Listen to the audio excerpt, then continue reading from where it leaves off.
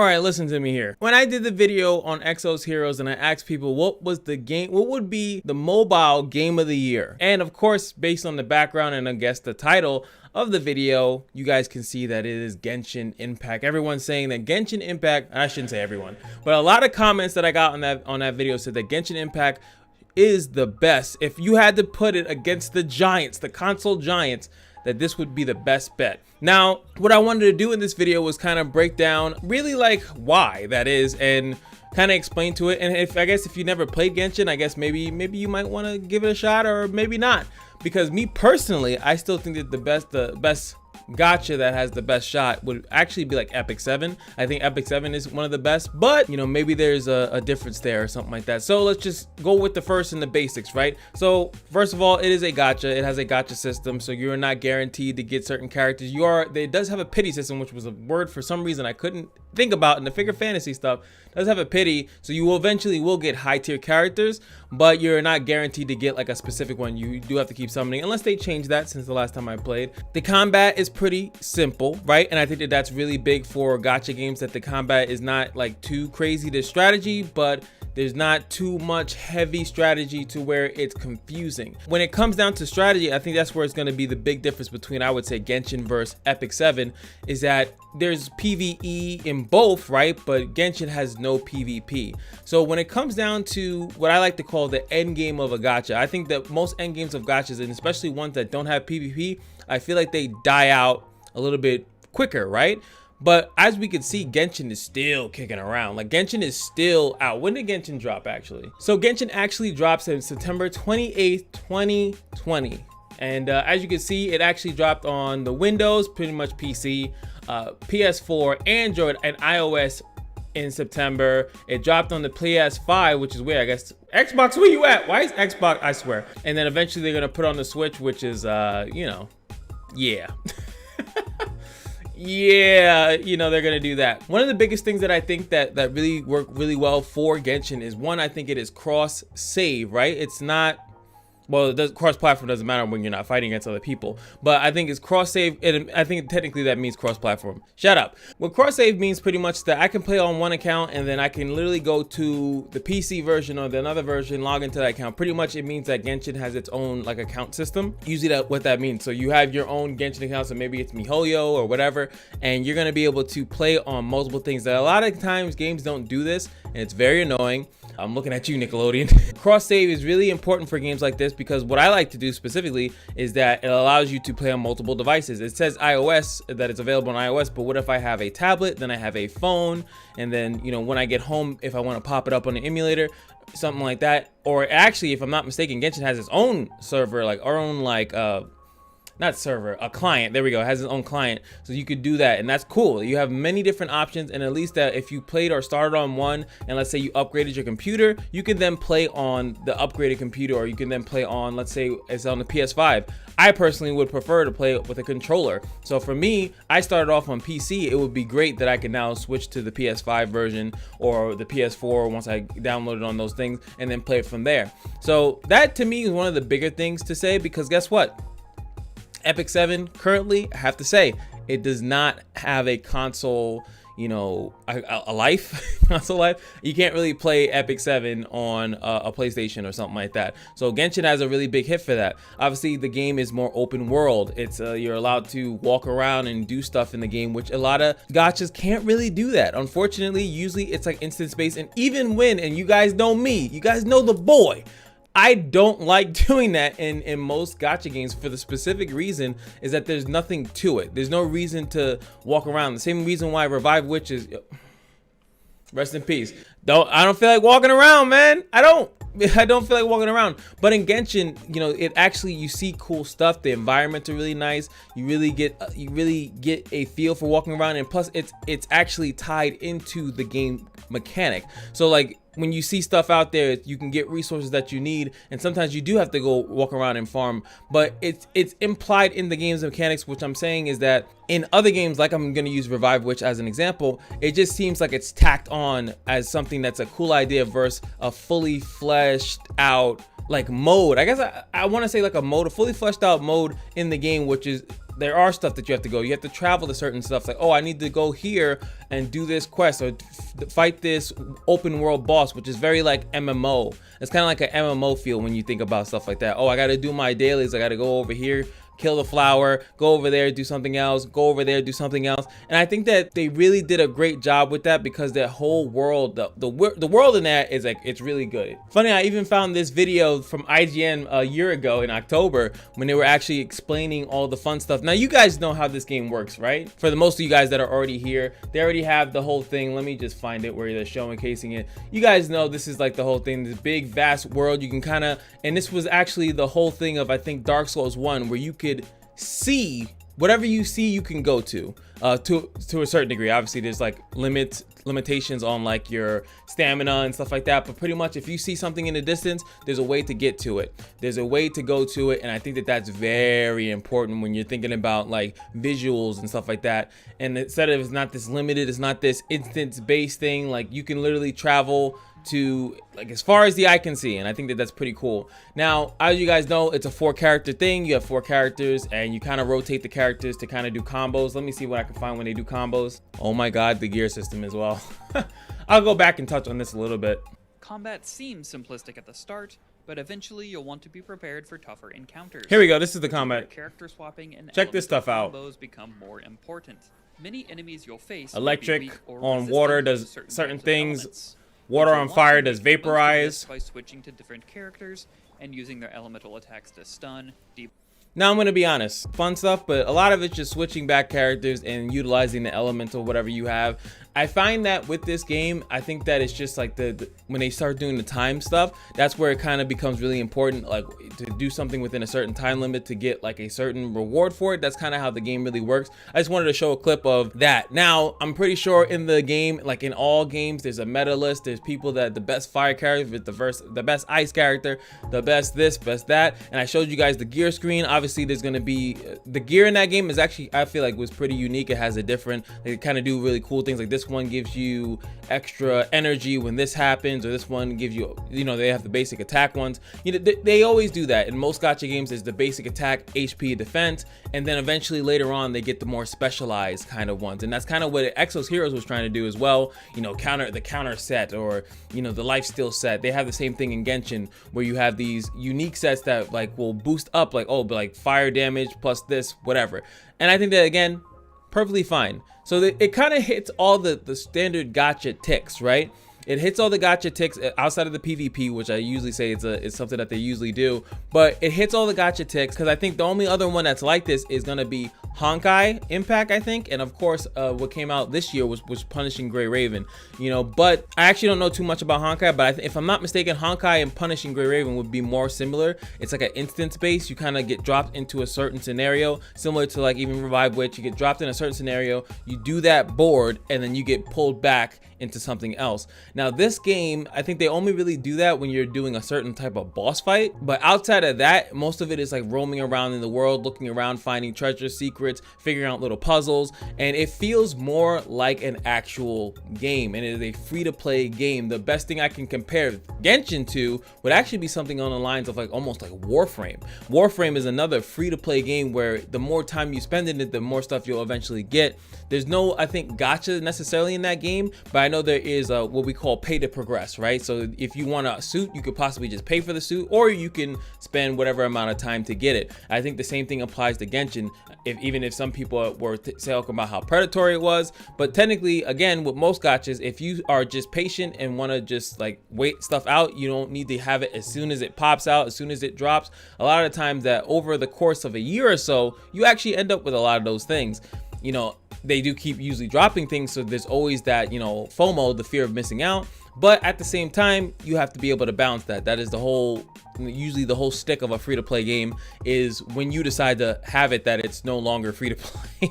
You take your wallet and starts to come, you start to have a hard time to say, you know what, it's just $5, it's just $5, it's just $2, it's just $20, it's just $100. Oh my God, what am I gonna do for rent this week? It starts to get to these crazy, stuff for some people. But hopefully, if you guys have any financial issues with stuff like that, you keep it in line, right? Keep it in line. Another important thing that I want to bring up, obviously I'm using the old art. This is like the first art that they actually dropped of Genshin, but there's obviously a ton of characters that are now in the game. Now, the game has a lot of characters, and most importantly, and I've said this in another video, and it's based on a comment that I got in another video, and if a game it's not all waifus. I don't like when a game is all females. I feel like it's just a cash grab at that point. If they're only peddling female characters, I feel like it's just like a waifu simulator, or they just want you to come in, look at the cute chicks, and even though most of them look young, but I'm just saying it's just kind of weird. I think a game is really good when they can have interesting male characters, interesting what they're still scared to do. My love of gachas will go when you can start getting beasts, and that's another reason why I do like Epic 7. There's like robots sometimes that you can get, but most of the time, in most cases, they're gonna stay with the humanoids. It's easier to make skins for them, it's easier to market them. I think that's why they stay away from monsters. I think even I'm about to say Epic 7 again, but even like League of Legends doesn't really give too much to the monsters in their game. They have a ton of monsters, they have weird, creatures kind of stuff, but they mostly stick to the humanoid characters that do the really cool stuff. Even when it's something like a Yordle, which is like a very short character, very small character, and most of the time they're not getting that much blessed in comparison to a character like Lux, who has like 1,000 skins because she's cute. She's gonna sell it. She's gonna sell the skin, so it's all good. But back to here, I actually don't, just on the topic of skins, I don't actually think that this Genshin has skins, not yet anyway. Now, the next thing that I want to touch on is the story. Now, I know the story of this game is good. Not only do I know that, but it's pretty much solidified from the fact that when I made a video about a character in the story, right? This character in the story, I don't remember, I think it's La Senora or something like that. And I made a video pretty much saying, I want this character in the game. I really want the character in the game. Please make sure that there are villains in the game that you can utilize. I want this villain in the game. And apparently, I guess it might be spoilers, but she gets bopped. So I think she dies. And all of a sudden, that video gained such traction. That video I don't even think that video hit 1,000 views when I first dropped it. Yeah, literally when I first dropped this video, it did not have this many views. And then this character died, La Signora. She dies, and then all of a sudden, now this thing has like 10,000 views. And half of the comments on this video is literally just them telling me, oh, well, I guess you're not going to be able to get this character because the character is now passed away. So the story is big, and more importantly about the story is that the story is well received by the community. I think that a lot of times in gacha games that the story is something that's brushed over, and it's like that's very small, minute community, that the 5 people that don't skip the story, right? That don't actually look into what the characters are doing. They just skip. I want to get to the stuff. I want to be overpowered. And a lot of the times, and I feel like you have a little bit. You probably have like the first couple dialogues. Well, for me, I like tune in and out of a gacha story. Like I tune out and then I tune back in. I'm like, oh, what's going on? Oh, this is crazy. That's pretty cool. And then makes me want to like learn about maybe a specific character or one of my favorite characters. Once they pop up in the story, then I want to learn about what their role is in it. As you guys know, or hopefully back in Epic 7, I used to cover the stories. I would make a thing called So You Can Skip, and I would actually read and learn all the dialogue, and I would say, I'm going to summarize it for you guys so that you can get the story of what's going on in the game, but you don't have to actually pay attention to it. My point is that a lot of people like the story of Genshin, and it's really cool that the community actually backs it a lot. And it's, obviously it's voice acted in multiple different languages. Like this game is, they spared no expense, especially after they saw the success of this game, to keep doing that. It has a holiday event, not just holiday events, but it has a lot of other events. A lot of the times I would constantly see the game being funded and supported by having more and more events, and that's usually a good sign. When a gacha game has events, that means that the game is doing really well and that it's continuing to be supported by the community, and more important, by the devs. Same thing when you see like Apex Legends and all these other games as a service that are still kicking around, even though they've been out for several years. Even though I know right now they have Final Fantasy 14, I think the new DLC of that dropped today, and a lot of people are now, you see my Twitch feed is like Final Fantasy 14 all over the place, right? So when Genshin has a drop, same thing. I see a bunch of Genshin Impact, so it's still popular, it's still doing well. Now the final thing that I have to bring up is, so why don't I play it? what's if this game is as good as it is, right, that you don't have to really spend any money, you can literally just play the game. You'll eventually get the resources once you find out the cycles, the grind cycles, all this stuff, and the game becomes, you know, one of your own. It's just something that you can easily play. You don't have to invest a crazy amount of time. Some people are gonna have better stuff because there's no PvP, so you don't really have to. What are you racing against at that point? There's no race to be like, well, I need to be better than this guy. The reason why I stopped playing Genshin was that it just became too much of a chore, and I feel like that's kind of what happens for me and most other gacha games, is that usually the game becomes the cycle. I got into the cycle. I wanted to finish the story aspect because I was enjoying the story of Genshin, but I just didn't feel like, you know, playing and doing all the other stuff, because I think some of the stuff was tied. Like there were like what is it, like EXP walls or stuff like that, so you would have to, you can't go to the next part of the mission until you go do this. So then you end up doing like smaller, less impactful stuff, and it's the issue that I actually have with MMOs. It kind of reminds me, as I mentioned earlier, it reminds me of an MMO when you have to go do something like bring 6 chickens to this, and then all of a sudden I'm just getting bored and bored and bored, and then I never get to that juicy meat. And that's like the same thing that's probably going on for people in Final Fantasy 14. If you watch a stream right now, that I guarantee you, if I were to click on a Twitch stream of someone playing, they're probably fighting some big crazy monster with some crazy effects, visuals and stuff like that. I'm like, oh boy, that looks crazy. And guess what, as soon as I get into the game, I gotta save 6 chickens. So and I think that's what kills it for me for these games. I don't like that aspect. I want it to be a flowing thing, and that's usually one of the bigger differences for me when it comes down to a full AAA console kind of game. Usually they don't have that filler, right? And that's even the difference. I'll even take a shot at MMOs. There's no filler in a God of War game, really. You know, there's side quests that you can do, and it's usually you feel like you're doing it for the benefit of you, but you can also skip it and be just as fine. But I feel like in MMOs, and also the trap that I think Genshin fell in my opinion, was that the side quests are kind of mandatory, and you have to do some kind of mediocre dumb stuff. And if you're doing it too long, and especially for a person like me, where sometimes I don't have the time to play a game, you know, hours on end, because I work a full-time job, then I come back to it and it's like, what do I gotta do? Oh, I'm still at 2 chickens. I gotta get that last one, right? Then you finish that mission out, and then you do something else, and you're still not up to the cool stuff. That's what strikes it down for me.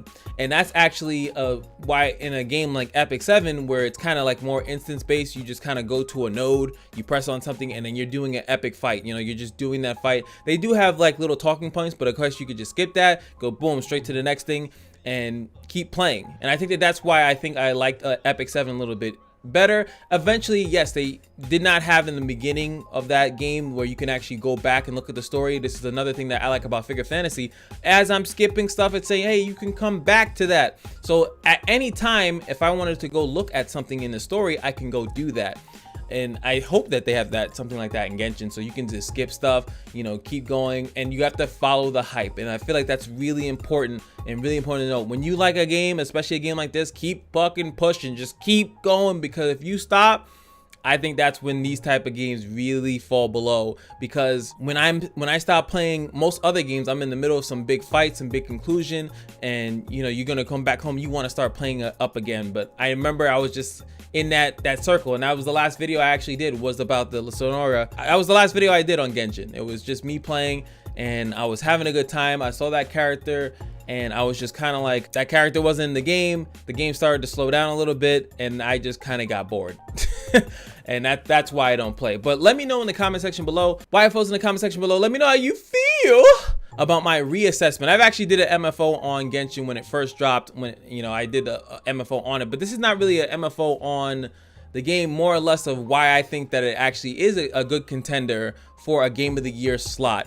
What does it take for a gacha game to be Game of the Year? And I think that this game, and I do agree from everyone that's pointed out, this game has probably the best shot, because it ticks a lot of boxes. Not only that gacha game, I feel like it ticks all the gacha stuff, but it also ticks stuff that the console games don't even do. So I think that it is the best shot. And I would actually say, even though I just made a big complaint about the you know, running around and doing some mediocre missions and stuff like that, I do think that I would like to see more games of this caliber, of this level. I hope that they do that, because I feel like Even Final Fantasy got away from the whole turn-based strategy thing, and the idle market is eating up. That's why I like Figure Fantasy right now, because I'm not playing the damn game. I'm doing a video and I'm still collecting resources, baby. But guess what? Genshin, I'm not doing that, right? So if I'm not playing Genshin, and when I go back into Genshin, they have to have something that's gonna make me be amazed when I play. But it's kind of hard to beat out the new idle games that are coming out when I come back and everything is, oh, I got all these resources, let me upgrade my characters, and then I can do 1, 2, 3, 4 things, I get stuck, and then I just turn the damn game off and then do something else that's really strong. And a lot of I don't know if they'll ever make a Genshin Impact, you know, quality game that's also idle. You know, I don't know if they'll be able to do that. I think Figure Fantasy is pretty much the closest to that, but let's see, you know? So was there anything that I missed? Is PvP a deal breaker for you? And I feel like it was for a lot of people. That was like, as far as a gacha game, not having PvP is kind of a thing. They could have technically, I think, made a PvP mode for this. I think it would have been, you know, decent of them controlling the elements. I don't know if it would have been like a one-on-one, but I feel like they could have did like a rotating fight, and as the characters die, you have to be really cautious. I think PvP would have looked pretty lit actually in Genshin Impact, but they decided not to do with it. They wanted to make it a PvE game solely, focus on the story elements instead of having some